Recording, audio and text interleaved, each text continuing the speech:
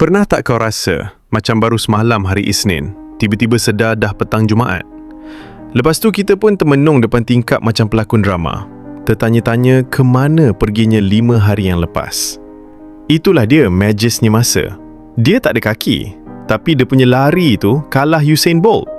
Sebab itulah aku nak membebel sikit hari ni tentang kenapa kita kena hargai masa.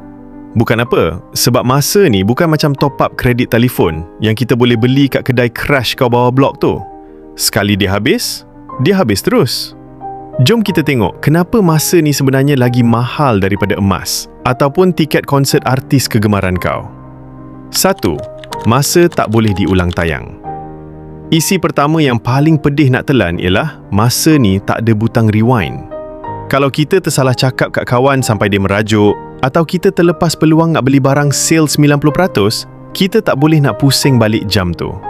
Masa itu unik sebab dia mengalir sehala saja. Kalau kau bazirkan masa sejam hari ni dengan hanya tengok video kucing menari kat social media, walaupun kucing tu memang comel, sejam tu dah hilang selamanya. Jadi, daripada kita menyesal di kemudian hari sambil dengar lagu sedih, lebih baik kita buat sesuatu yang berbaloi sekarang. 2. Kualiti hubungan dengan orang tersayang. Seterusnya, masa adalah mata wang dalam perhubungan. Kau perasan tak, kita selalu cakap, nanti-nantilah balik kampung, atau nanti-nantilah keluar minum dengan kawan lama. Masalahnya, nanti tu selalu berakhir dengan tak jadi. Kita kena hargai masa sebab orang kat sekeliling kita makin lama makin tua. Dan kita pun sama juga. Menghargai masa bermaksud kita luangkan waktu berkualiti dengan mak ayah atau kawan-kawan sebelum masing-masing sibuk dengan urusan sendiri. Atau lebih parah, sebelum peluang tu tak ada langsung. Jangan sampai nanti dah rindu baru nak cari. Masa tu, gambar je lah yang mampu kita tatap. 3. Peluang keemasan hanya datang sekali.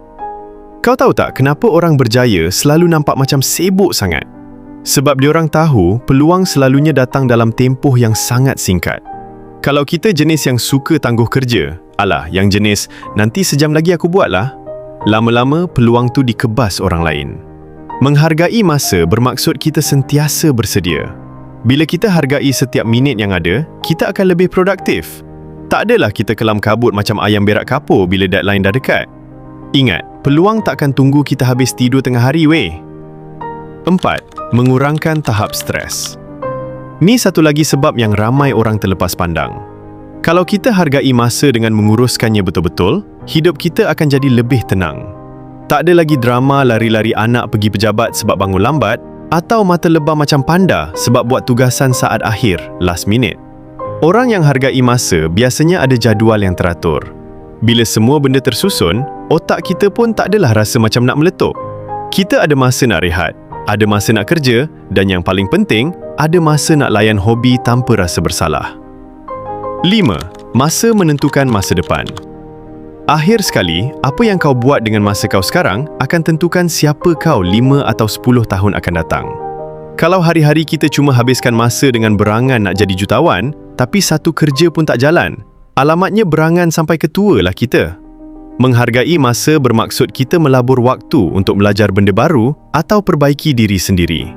Setiap saat yang kita gunakan untuk ilmu adalah benih untuk kejayaan masa depan. Jangan sampai kita dah tua nanti, kita baru nak menyesal kenapa masa muda dulu kita tak gunakan waktu dengan bijak.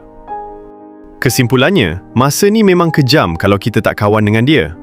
Dia tak tunggu sesiapa, tak kira kau anak raja ke atau kau cuma penghabis beras yang suka mengeluh nasib hidup. Jadi, marilah kita mula hargai masa yang ada ni. Janganlah asyik nanti sampai semuanya terlepas. Lepas tengok video ni, pergilah buat benda yang bermanfaat. Jangan sambung tengok video kucing menari tu lagi, okey? Korang rasa antara 5 sebab tadi, mana satu yang paling kena dengan batang hidung sendiri? Cuba komen kat bawah. Sambil tu, pastikan korang dah subscribe dan aktifkan loceng notifikasi supaya kita boleh terus sembang pasal topik-topik menarik lepas ni.